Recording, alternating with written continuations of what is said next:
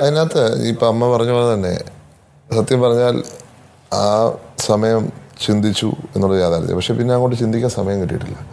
കാരണം ആൾക്കാരിങ്ങനെ വന്നുകൊണ്ടിരിക്കുക. ഞാൻ ഇന്നലെ ആ കല്ലറയിൽ ചെന്നപ്പം ഒരു ഒരു സർവമത പ്രാർത്ഥന, അത് കേരളത്തിൻ്റെ വിവിധ ഭാഗങ്ങളിൽ നിന്ന്, തിരുവനന്തപുരത്തു നിന്നുള്ളവരുണ്ട്, പല ഭാഗത്തു നിന്നുള്ള, ഇന്നും ആ കല്ലറയിൽ ആൾക്കാർ വരുമെന്ന് പറഞ്ഞാൽ വലിയൊരു അത്ഭുതമായിട്ടാണ് തോന്നുന്നത്. അപ്പം അങ്ങനെ ആൾക്കാർ വരികയും ഇപ്പം ഞങ്ങൾ വണ്ടി യാത്ര ചെയ്യുമ്പോൾ, ഞാൻ അപ്പോൾ ഇവിടുത്തെ എത്രയോ വർഷങ്ങൾ യാത്ര ചെയ്തിട്ടുണ്ട്.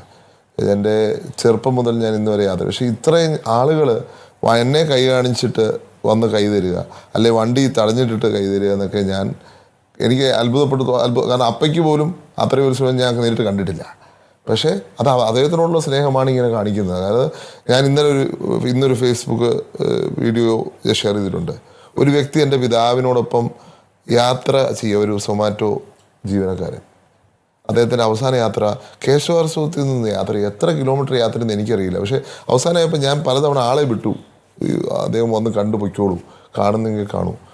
അദ്ദേഹം കയറിയില്ല. എത്രയോ 10-15 കിലോമീറ്റർ ഇതിനോടൊപ്പം യാത്ര ചെയ്തിട്ട് അദ്ദേഹം തിരിച്ചുപോയി.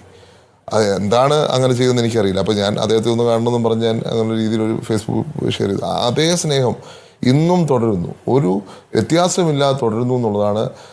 കാരണം ഓരോരുത്തർക്കും അതേ ഒരു കുടുംബത്തിലെ അംഗമായിരുന്നു. അപ്പം ഞങ്ങളെ അങ്ങനെ സ്വീകരിക്കുന്നു എന്നുള്ളതാണ് ഈ ഒരു വിഷമത്തെ മറികടക്കുവാൻ ഞങ്ങളെ സഹായിച്ചിട്ടുള്ളത്. അത് പൊളിറ്റിക്കലാവട്ടെ നോൺ പൊളിറ്റിക്കലാവട്ടെ, ഏതൊരു വേദിയിൽ ചെന്നാലും ആളുകൾ തരുന്ന സ്നേഹം, ചെറുപ്പക്കാർ തരുന്ന സ്നേഹം, അതുപോലെ തന്നെ ഫോട്ടോ എടുക്കുവാൻ കൂടുന്നു, അതൊക്കെ എന്നെ സംബന്ധിച്ച് അത്ഭുതമായിട്ടേ ഞാൻ കാണുന്നുള്ളൂ. അദ്ദേഹത്തിന് കിട്ടുന്ന ഒരു സ്നേഹമായിട്ടേ ഞാൻ കണക്കാക്കുന്നുള്ളൂ.